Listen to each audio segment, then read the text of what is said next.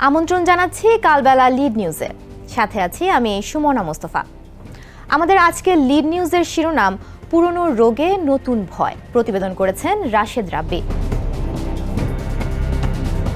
প্রাণঘাতী সংক্রমণ রোগ ম্যালিওডোসিস। ব্যাকটেরিয়ার মাধ্যমে সংক্রমিত এই অবহেলিত রোগটি নীরবে ছড়িয়ে পড়ছে সারা দেশে। এরই মধ্যে 18টি জেলায় রোগটির সংক্রমণ শনাক্ত হয়েছে। ছড়িয়ে পড়ছে প্রান্তিক কৃষিজীবীদের শরীরে, যারা মাটি ও পানি নিয়ে কাজ করেন। পরে আবার তাদের শ্বাস প্রশ্বাস ও স্পর্শ থেকে ছড়িয়ে পড়ছে অন্যদের শরীরে। এ রোগে মৃত্যুহার 40% বেশি, যেখানে করোনা মহামারীতে বাংলাদেশে মৃত্যুহার ছিল মাত্র 13%। রোগটির অস্তিত্ব বহু বছর আগে থেকেই বাংলাদেশে শনাক্ত হলেও স্বাস্থ্যের নীতি নির্ধারকদের মনোযোগ কাটতে পারেনি। ভিসা দিচ্ছে যে কোনো এসিতে 15% নিশ্চিত ছাড়। এছাড়াও থাকছে মানি ব্যাক গ্যারান্টি নিশ্চয়তা, যে কারণে চিকিৎসা বা বিস্তার ঠেকাতে এতদিনেও নেওয়া হয়নি যথাযথ পদক্ষেপ। দেশের জেলা, উপজেলা ও বিভাগীয় পর্যায়ে এ রোগ শনাক্তের ব্যবস্থা নেই। এমনকি ম্যালিওডোসিস শনাক্ত ও চিকিৎসা সম্পর্কে সঠিক ধারণা নেই সংশ্লিষ্ট স্বাস্থ্যকর্মীদের। ফলে অনির্ণীত রোগের অনুমান নির্ভর চিকিৎসায় নীরবে প্রাণ হারাচ্ছেন অনেকে। এমন প্রেক্ষাপটে ম্যালিওডোসিসের ক্রমবর্ধমান সংক্রমণ নতুন করে ভয় ধরাচ্ছে। জনস্বাস্থ্য বিশেষজ্ঞরা বলছেন, দেশের কোথাও এ ব্যাকটেরিয়া শনাক্তের ব্যবস্থা নেই। শুধু ইব্রাহিম মেডিকেল কলেজ এবং আন্তর্জাতিক উদরাময় গবেষণা কেন্দ্র ICDDR-BA এ সংক্রান্ত গবেষণা চলমান থাকায় এ দুটি প্রতিষ্ঠানে রোগ নির্ণয়ের সুযোগ রয়েছে। এ ব্যাকটেরিয়া শনাক্তের জন্য যে রি-এজেন্ট প্রয়োজন সেটি দুর্মূল্য। ফলে সরকারি উদ্যোগ ছাড়া উন্মুক্তভাবে ব্যয়বহুল এ পরীক্ষা ও রোগ নির্ণয় সম্ভব নয়। এতে রোগটি দ্রুত ছড়িয়ে পড়বে এবং বিপুল সংখ্যক মানুষ এতে সংক্রমিত হবে। ICDDR-BAর গবেষণায় বলা হয়েছে, ম্যালিওডোসিস একটি প্রাণহরণকারী সংক্রমণ, যার সৃষ্টি গ্রাম নেগেটিভ ব্যাকটেরিয়া বার্কহোল্ডেরিয়া সিউডোম্যালি থেকে। এই ব্যাকটেরিয়া সাধারণত মাটিতে পাওয়া যায়। এ রোগটি ত্বকের সংস্পর্শে, খাওয়ার মাধ্যমে বা শ্বাস প্রশ্বাসের মাধ্যমে ছড়ায়। রোগটি শনাক্ত ও চিকিৎসার পরও আক্রান্তদের মৃত্যুহার 40% পর্যন্ত পৌঁছাতে পারে। এই রোগ ও রোগের সংক্রমণ নিয়ে 2021 সাল থেকে ICDDR-B গবেষণা করে আসছে। 2021 থেকে 2025 সালের মধ্যে গবেষণায় 46 জন রোগী শনাক্ত হয়েছে, যার মধ্যে 14 জনের মৃত্যু হয়। এর আগে 1961 সালে বাংলাদেশে প্রায় 80 জন রোগী শনাক্ত করা হয়। দেশের 18টি জেলা থেকে এসব রোগী পাওয়া গেছে। তবে ঢাকা, ময়মনসিংহ, টাঙ্গাইল ও চট্টগ্রামে এই রোগীর সংখ্যা সবথেকে বেশি।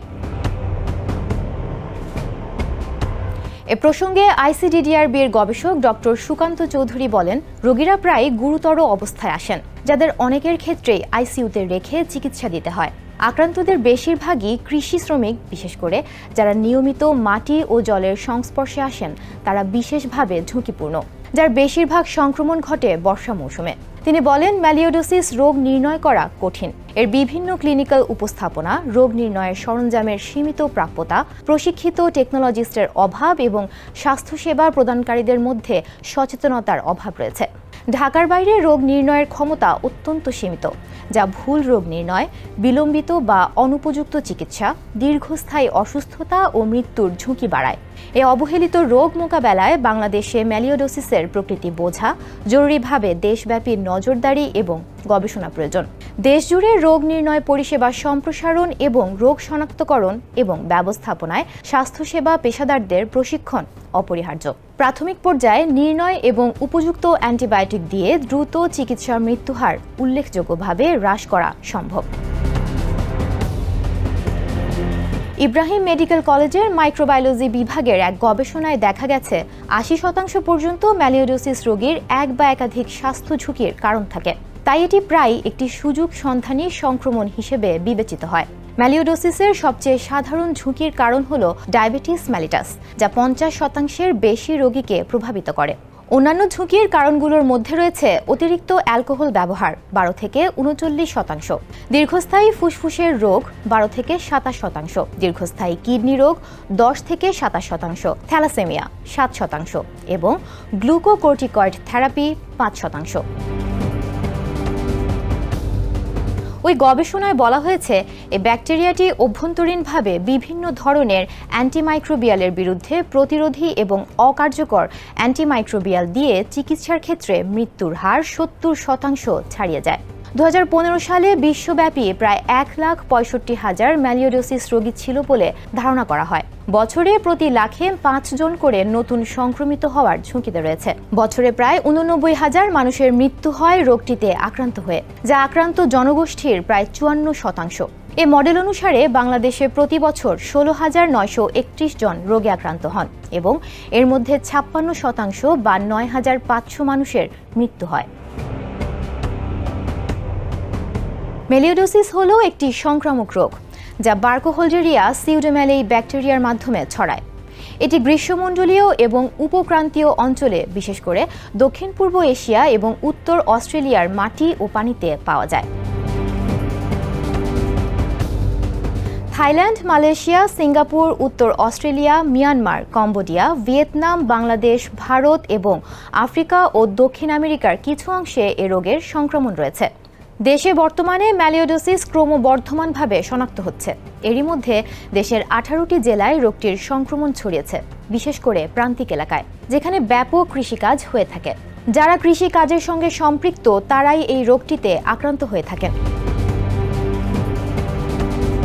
দূষিত মাটি বা জলের সংস্পর্শে ত্বকে ঘর্ষণ বা ক্ষত, ধুলো বা অ্যারোসোলের শ্বাস প্রশ্বাস, বিশেষ করে ঝড় বা ভারী বৃষ্টিপাতের সময়। এছাড়া দূষিত পানি ব্যবহারের ফলেও এর দ্বারা সংক্রমিত হওয়ার আশঙ্কা থাকে। ম্যালিওডোসিসকে মহান অনুকরণকারী সংক্রমক হিসেবে উল্লেখ করা হয়, কারণ এটি বিভিন্ন উপায়ে নিজেকে প্রকাশ করে। তীব্র ম্যালিওডোসিস নিউমোনিয়া বা সেপসিসের অনুকরণে তীব্র জ্বর, কাশি, বুকে ব্যথা, শ্বাসকষ্ট ইত্যাদি লক্ষণ প্রকাশ পায়। ম্যালিওডোসিসে আক্রান্ত ব্যক্তির ফুসফুস, লিভার, প্লীহা আক্রান্ত হতে পারে। এছাড়া শরীরে ইনফেকশন বা ফোড়া দেখা দেয়। ধীরে ধীরে রক্তপ্রবাহের সংক্রমণ, সেপ্টিসেমিয়া সৃষ্টি হয়। দীর্ঘস্থায়ী মেলিওডোসিসের ক্ষেত্রে দীর্ঘমেয়াদী ফোড়া, যক্ষ্মা রোগের মতো ওজন হ্রাস, পেশি ব্যথা, ক্রমাগত জ্বর, স্থানীয় সংক্রমণ, ত্বক ফোলা বা আলসার, বর্ধিত লিম্ফ নোড দেখা দেয়। অনেক রোগের ক্ষেত্রে সুপ্ত সংক্রমণ ঘটে থাকে। এক্ষেত্রে ব্যাকটেরিয়া শরীরে প্রবেশ করে মাস বা বছর ধরে সুপ্ত থাকে। পরিবেশ অনুকূলে এলে পুনরায় সক্রিয় হয়ে উঠতে পারে। ডায়াবেটিসে আক্রান্ত রোগীরা এই রোগটির উচ্চ ঝুঁকিতে রয়েছেন। এছাড়া যেসব রোগীরা দীর্ঘস্থায়ী কিডনি রোগে আক্রান্ত, যাদের রোগ প্রতিরোধ ক্ষমতা কম বা দুর্বল রোগ প্রতিরোধ ক্ষমতা সম্পন্ন, তারা সহজেই সংক্রমিত হন। এছাড়া মদ্যপানকারী, ভেজা মাটির সংস্পর্শে আসা কৃষক বা শ্রমিকরা রোগটিতে আক্রান্ত হয়ে থাকেন। নিয়মিতভাবে কাদা এবং ভূপৃষ্ঠের জলের সংস্পর্শে আসা ব্যক্তিরা, যেমন ধান চাষিরা, বিশেষ করে বর্ষাকালে ঝুঁকিপূর্ণ বাংলাদেশে রোগীদের মধ্যে সবচেয়ে বেশি ঝুঁকির যে কারণগুলো লক্ষ্য করা যায় সেগুলো হলো ডিএম 83%, সিকেডি 4%, উচ্চ রক্তচাপ 4%, ধূমপান 6% এবং অন্যান্য অবস্থা যেমন মদ্যপান, ইসকেমিক হৃদরোগ এবং থ্যালাসেমিয়া। রক্তের কালচার করে রোগটি শনাক্ত করা সম্ভব। এছাড়া পুঁজ বা থুতু কালচার করেও এটি শনাক্ত করা যায়। পাশাপাশি বুকের এক্স-রে বা সিটি স্ক্যান করে এটি শনাক্ত করা সম্ভব। তবে সঠিক শনাক্তকরণের জন্য বিশেষ ল্যাব সুবিধা প্রয়োজন। বাংলাদেশে জেলা বা উপজেলা পর্যায়ে এ ধরনের সুবিধা নেই বললেই চলে। বিশেষজ্ঞরা বলেছেন, এ রোগের চিকিৎসা দীর্ঘমেয়াদী এবং সাবধানে অনুসরণ করা আবশ্যক। প্রাথমিক পর্যায়ে 10 থেকে 14 দিন ব্যাকটেরিয়া প্রতিরোধী উচ্চমাত্রার অ্যান্টিবায়োটিক সেবন করতে হবে। নির্মূল পর্যায়ে, যা এটি দীর্ঘমেয়াদে 3 থেকে 6 মাস পর্যন্ত হতে পারে। চিকিৎসা না করা বা অপর্যাপ্ত স্বল্প মাত্রার চিকিৎসা মারাত্মক হতে পারে। ইন্ট্রাভেনাস ম্যারোপেনেম একটি অত্যন্ত কার্যকরী চিকিৎসা হিসেবে প্রমাণিত হয়েছে। বর্তমানে ম্যালিওডোসিসের কোনো টিকা নেই, তাই সচেতনতাই সংক্রমণ প্রতিরোধের একমাত্র উপায়। সামগ্রিক বিষয়ে অনুপ্রাণবিদ ও স্বাস্থ্য অধিদপ্তরের সাবেক পরিচালক অধ্যাপক ডাক্তার বেনজির আহমেদ বলেন, এটি একটি চরম অবহেলিত রোগ যা নীরবে ছড়িয়ে পড়ছে। ব্যাকটেরিয়া কালচার করে রোগটি নির্ণয় করা সম্ভব, তবে সেটি সাধারণ কালচার পদ্ধতিতে নয়। ফলে ঢাকার 2-1টি হাসপাতাল ছাড়া এটি কোথাও শনাক্ত করা সম্ভব নয়। সাধারণ পরীক্ষায় শনাক্ত না হওয়ায় বেশিরভাগ ক্ষেত্রেই চিকিৎসকরা অনুমান নির্ভর চিকিৎসা দিয়ে থাকেন, যা রোগ উপশমে কার্যকর নয়।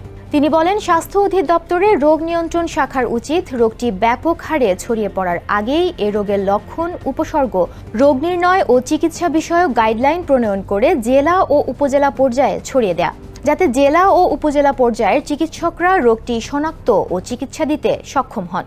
অন্যথায় এটি মারাত্মক সংক্রামক রোগে পরিণত হতে পারে।